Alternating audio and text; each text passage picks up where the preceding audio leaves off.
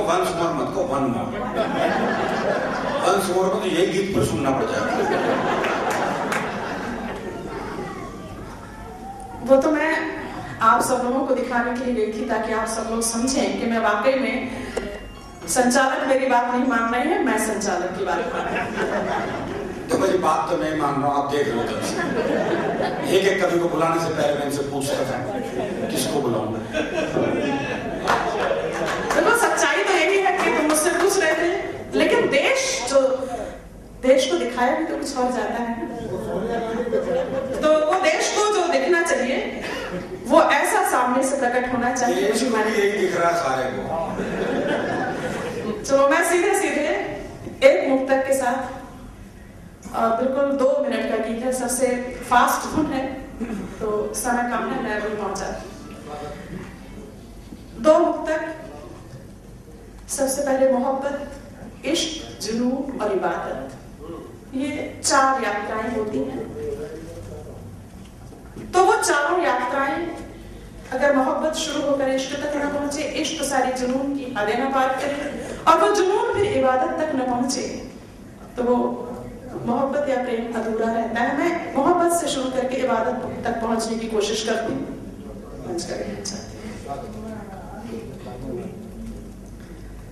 पल किसी खास को जिया मैंने।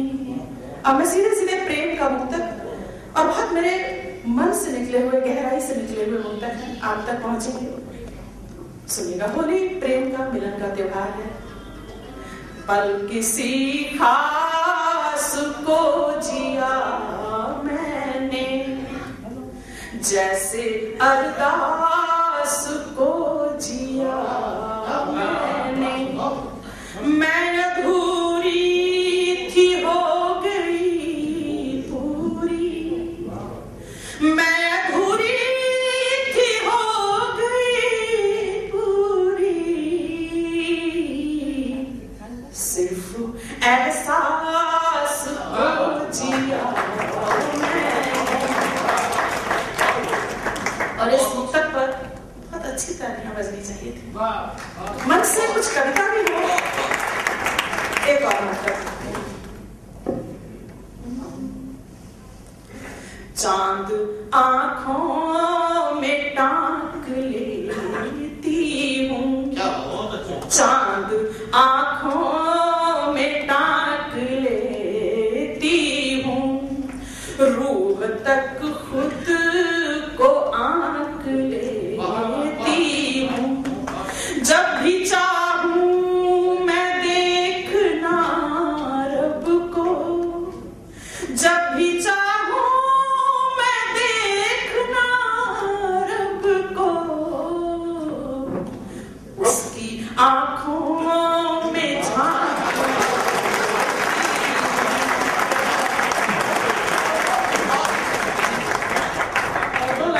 आत्ममुग्धता की कई स्थितियां हो सकती है। एक ये भी स्थिति देखिए आत्ममुग्धता की। आत्ममुग्धता का एक चित्र। मन की हर एक, मन की हर एक लहर से देखा है, सबसे ऊंचे शिखर से देखा है। बीच में बात न करें। और रश्क कहते हैं ईर्ष्या मिश्रित खुशी।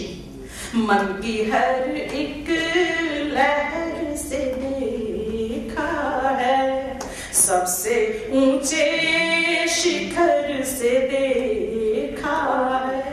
खुद से क्यों कर न रश्क हो मुझको, खुद से क्यों कर न रश्क हो मुझको, खुद को उसकी नजर से।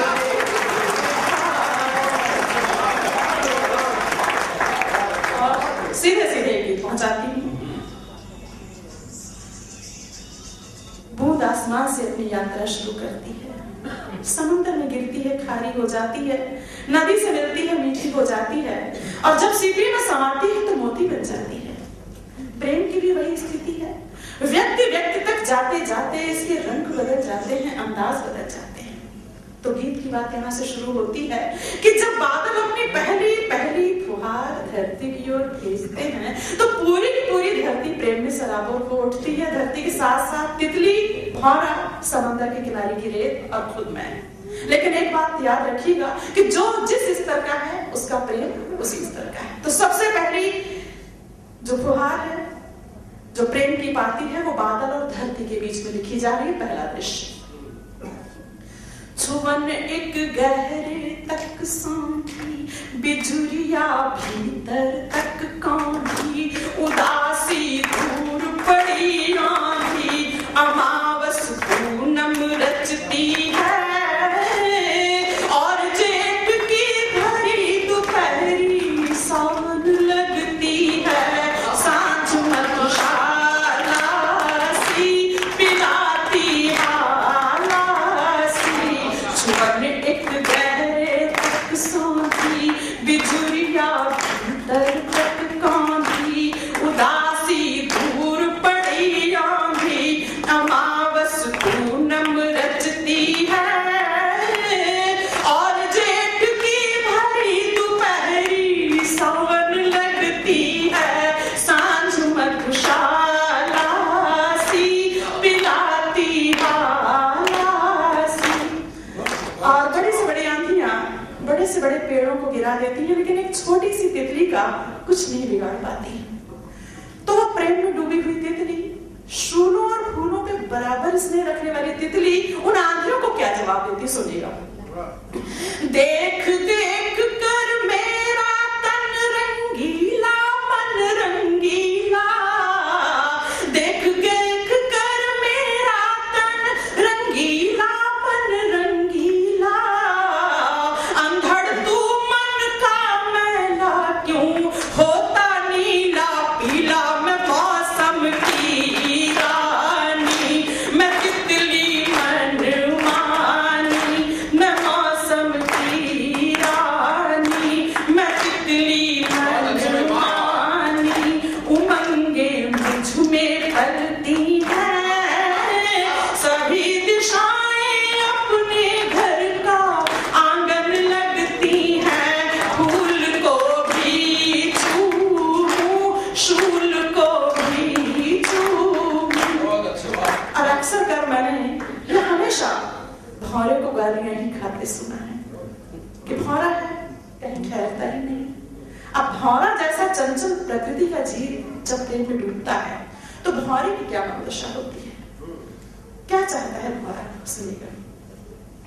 एक कमलनी के कानों में बेसुध भंवरा बोला, एक कमलनी के कानों में बेसुध भंवरा बोला, पाखुरियों में मुझे संभालो, बहुत दिनों तक डोला, भटकना भाता नहीं, रास कुछ आता नहीं, भटकना भाता नहीं, रास कुछ आता नहीं, रोशनी भी अब खलती है, बिना समर्पण ये आजादी बंधन लगती है, रोशनी भी अब खलती है, बिना समर्पण ये आजादी बंधन लगती है, रहा अब जाए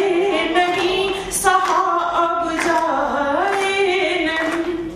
और आप तो समंदर के ही शहर में रहते हैं, जब भी कभी आपने देखा होगा तो समंदर अंधेरा होते ही अपने किनारे की रेत के करीब, बहुत करीब आ जाता है, लेकिन जैसे ही उजेला होता है छिटक के बहुत दूर चला जाता है, दे जाता है मुट्ठी भर सीपियां। अब ये समंदर के किनारे की जो रेत है वो औरत की प्रतीक है। औरत चंद सिक्के तो नहीं चाहती, औरतें क्या चाहती हैं? और औरत, एक संभ्रांत परिवार की औरत, बड़ी से बड़ी बात को किस सलीके से दर्ज करती है, उसकी शिकायत देखिए। एक दिन तट की रेत समुंदर से बोली सब कुछ आकर, एक दिन तट की रेत समुंदर